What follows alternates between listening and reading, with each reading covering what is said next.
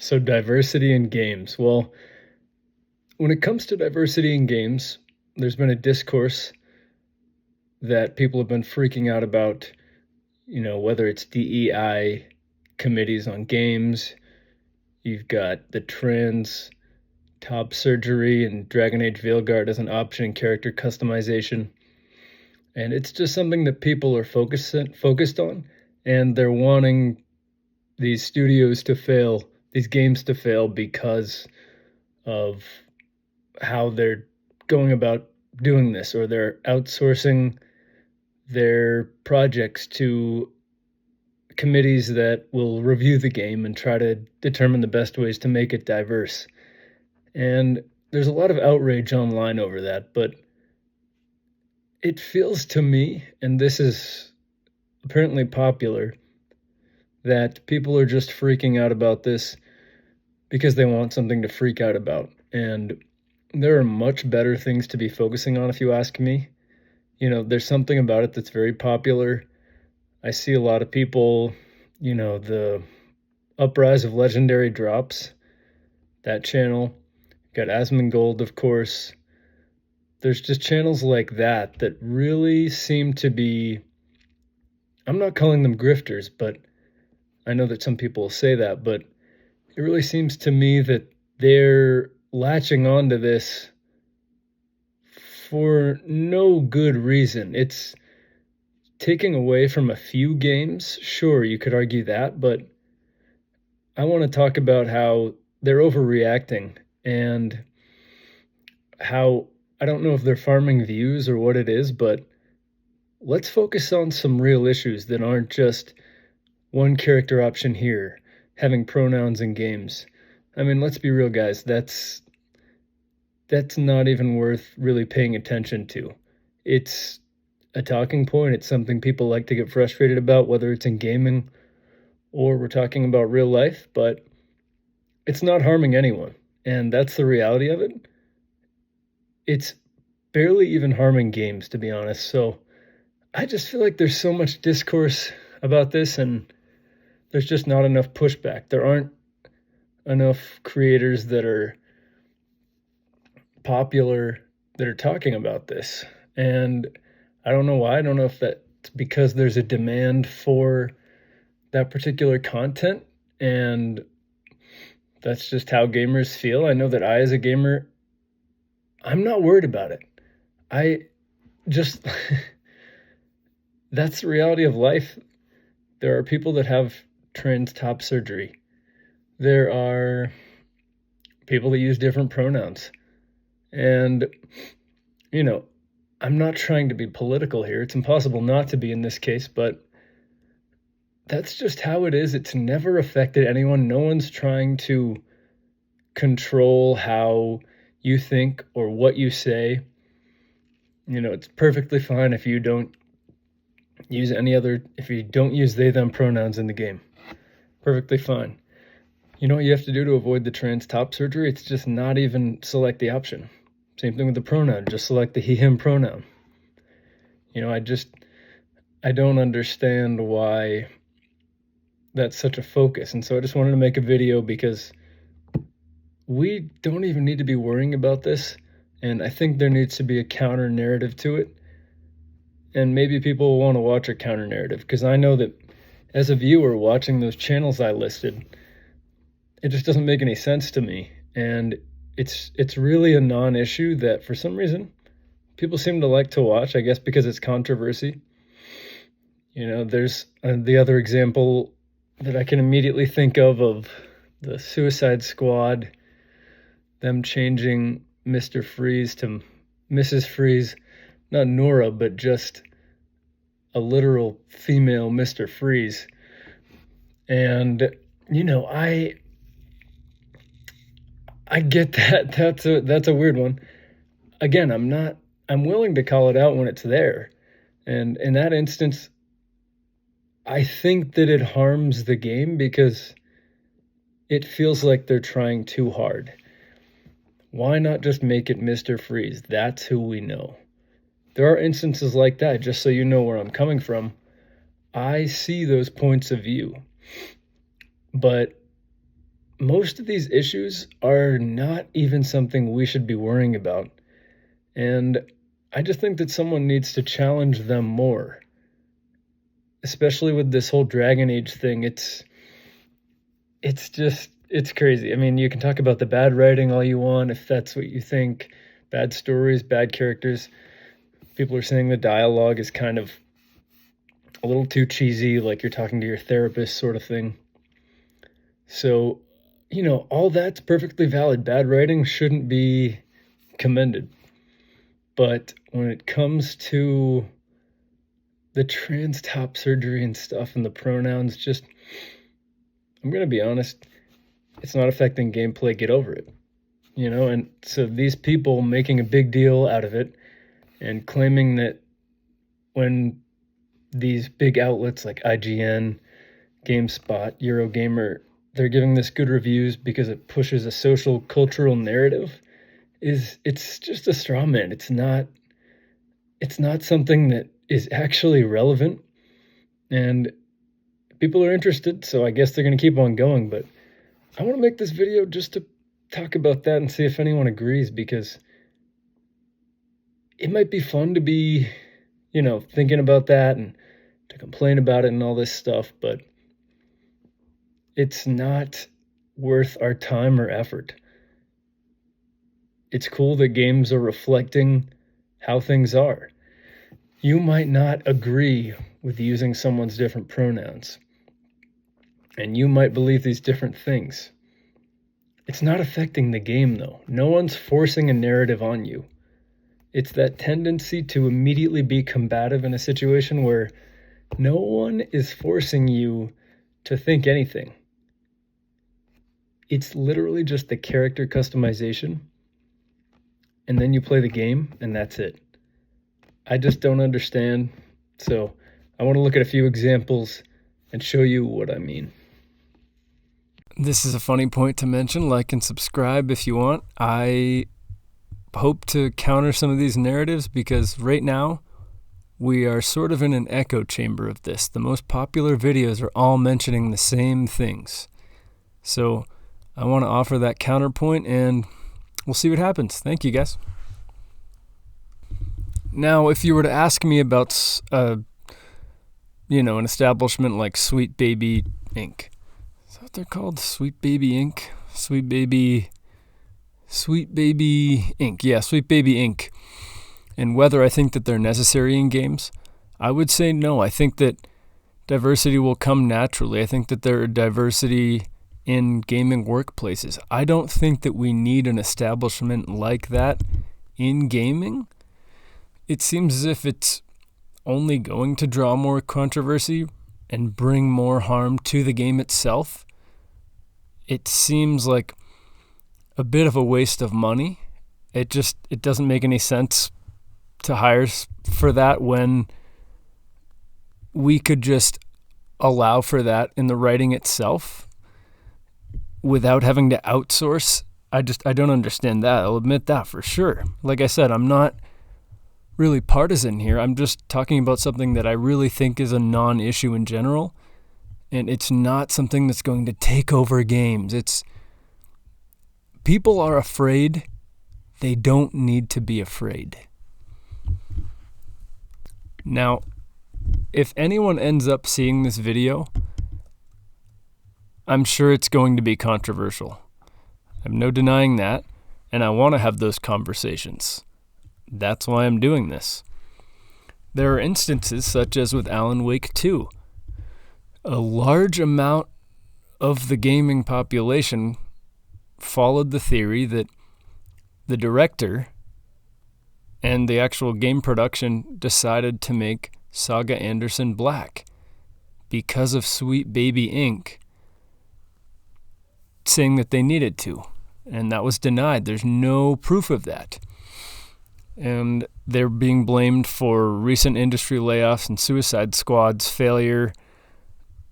I can see Suicide Squad was going to fail no matter if Mr. Freeze was a female. No matter if any of the other weird changes they made were present. It's just not a good game. The thing about this is, theories like this will continue to pervade if people just keep clinging on and watching these videos about how everything is woke and how that's ruining the gaming industry. They are fooling you a little bit. It's really not as woke as it seems. I am not some company head or anything. I'm just a random guy making a video here. I have no preference for any particular company or what their beliefs are or anything. I just want good games, and I just want someone to say that this is overblown. I don't know if we just need to have different, better content than what's going on right now. I don't think that these creators are bad people or anything. I don't know why they cling to it. It's as if they get something out of it, but it really isn't something that we're getting anything out of as viewers because it's a non-issue. That's the bottom line. There was the controversy about Spider-Man 2. A lot of gamers thought that the studio had just added pride flags, and that's it. They provided a lot of narrative work, according to them, and several levels and character arcs. Again, I think that Insomniac could have totally done this without them. I don't know why they're around. I don't think that they're necessary, but I also think that people are overinflating this for no reason. Again, I want to talk about Legendary Drops. He seems like a really cool guy. I'd probably like to hang out with him. He always wears an Iron Maiden shirt. I love Iron Maiden. I'm sure we'd get along. I'm sure we'd have great conversations. But I am disappointed when I see a video talking about the real impact of DEI in gaming and how he starts the video talking about how both sides have a lot of intellectual dishonesty. And then one of the first things he says is that DEI is the boogeyman of gaming. It's kind of baffling how you can talk about intellectual dishonesty, but then you yourself are calling DEI the boogeyman of gaming? To me, that just seems really like someone that's catering to a particular narrative. And again, I don't think that there's any malicious intent here. I don't know what view he's coming in with, but it is a non-issue, man. I just don't understand. Is it because of the views or what? I know plenty of people, too, that online that talk about how, yeah, they are gay or they are trans, and they don't like what's going on in the gaming industry either. It feels like they're just plugging it in, the particular character, making this person black, making this person trans, just to do it. I get that sentiment, and it feels even worse for the people who are actually part of those communities, because guess what? They want to be represented, but they don't want to be used as set pieces for a particular box being checked by a company. I'm totally in agreement with all of that. But this is not the boogeyman of gaming. This is not really what we need to be focusing on. The outrage is so overblown. Gamers need to be better. That's the bottom line. That's sort of why I wanted to make this video. We need to be more intentional with what we're saying and what we're focusing on. Focusing on issues like this, harassing this random company that really is not making that big of a difference, and they're not trying to shove something down your throat. There are a few changes here and there. They're cringy as hell, and I don't like them either sometimes, but they are not worth all of the energy that we're putting forth towards them. I think everyone knows by now, too, that they've worked on some games that have done really well. We talked about Alan Wake 2. Anyone barely talked about that. Almost no one did. You have God of War Ragnarok. No one really talked about their involvement in that. Assassin's Creed Valhalla is a mixed game, reception-wise, but again, it's hit or miss.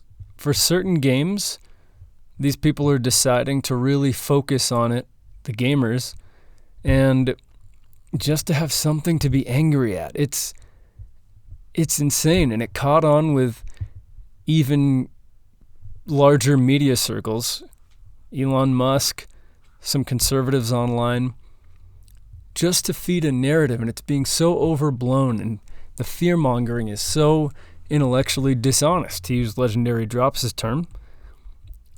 I just think that let's focus on the quality of the games. Let's focus on getting frame rates good, actually stable. Let's focus on having good writing and believable characters. Let's stop focusing on these societal issues that people like to get over freaked out about and cause drama about. No one is forcing anything down your throat. It's a change here or there. I mean, for God's sake, you go on Steam and there's a Sweet Baby Inc. Detected page that you can go to, deidetected.com. I hate to even give them a spotlight here, but it's interesting and worth talking about. Far Cry New Dawn, Dragon Age The Veilguard, Silent Hill 2, Life is Strange, Double Exposure, Alien Rogue Incursion, State of Decay 3. I mean, they're listing all these games saying things like Sweet Baby Inc. mentioned in the ending credits and not recommending it. Do you have anything to say besides that? It's just recommending this other game, Metal Gore, Bullets, and DEI free. It's just... You have games like Dustborn, DEI detected, not recommended. I see that there's a full review that I can read, but why even put that in there? The game is clearly terrible graphically, the writing's terrible, the gameplay's terrible. Who the hell cares about the DEI? That's not why these games that are bad are bad. It's just mind-blowing to me. I mean, Sweet Baby Inc. Detected here has almost 500,000 followers. We need to be better, and we need to put our energy towards something that's actually useful to look at. I agree. I just want to reiterate. I agree with people who are saying it's cringe and we shouldn't even have most of it. By purchasing these games, we are not supporting some greater takeover, and we aren't making it so that every character is going to be trans or black or whatever the heck you're actually worried about. I don't even know what people are afraid of here. It's not putting money towards that. Support good games and good studios, which many of these are. Sweet Baby Inc. is simply a story writing company that supplements the writing staff. Yes, they can add diversity to various games and scripts and so forth, but it's not what people think it is, really. Again, Legendary Drops has a video saying that Ghost of Yotei went too far, and in it proceeds to talk about how female protagonists aren't the character, but rather it's the inauthentic way that the industry has handled it. Well, I don't see how you can say that about a game that hasn't even come out yet. And again, it just to start videos talking about intellectual dishonesty and then making a video about how Ghost of Yotei is a step too far when you've looked at one reveal trailer just blows my mind. And when there's 300, 400,000 people watching these videos, it's such a horrible positive feedback loop. Let's give it a chance. We don't have much of a reason to not like it. It's just, and people eat it up. It's disappointing. I just think we need a counter narrative out there to this ridiculous narrative. Oh, and Sweet Baby Inc., they've worked on like 15 games. It's half of them are basically indie games, and yeah, they have a CEO who's said some weird stuff. They have some employees who have done stuff that may not be something you agree with. But like I said, I don't necessarily think that this should exist, but stop using it to completely turn the narrative against games that might actually be good. I don't know, man. There's just too much intellectual dishonesty out there and what seems like pandering to some anti-woke narrative. I want to see some more sincerity here. The writing in Dragon Age the Veilguard seems to be cringy for sure. I made a video about this about 20 minutes saying, are you ready for Dragon Age the Veilguard? Are we ready? And half of my comments, even though I didn't make a single mention of the controversy in my video, were about, I'm not buying this crap, it's woke. It's woke. I'm not doing anything or spending any money on a game that has trans top surgery in it. And it's like, you haven't even played the freaking game. You don't know anything. You're hearing these narratives from people that are just making money off of your interactions. I just really wish, and I hope that maybe this catches some people's eyes and ears, that these people that are making these reviews, that are saying these things about this, are not as informed as they think they are, as you think they are. I just want to offer that counter narrative because we need to be more critical in our thinking. If Dragon Age the Veilguard is just a bad game and has bad writing, then fair enough. But to assume anyone who thinks it's actually a good game is intellectually dishonest, or that the media is trying to push some narrative, is dishonest yourself, and you're being misinformed. Obviously, you can believe what you want. I want to have these conversations. But at a certain point, let's focus on the real issues. Let's focus on the writing, the graphics. Let's focus on how Dustborn's just a terrible game. It has nothing to do with the diversity.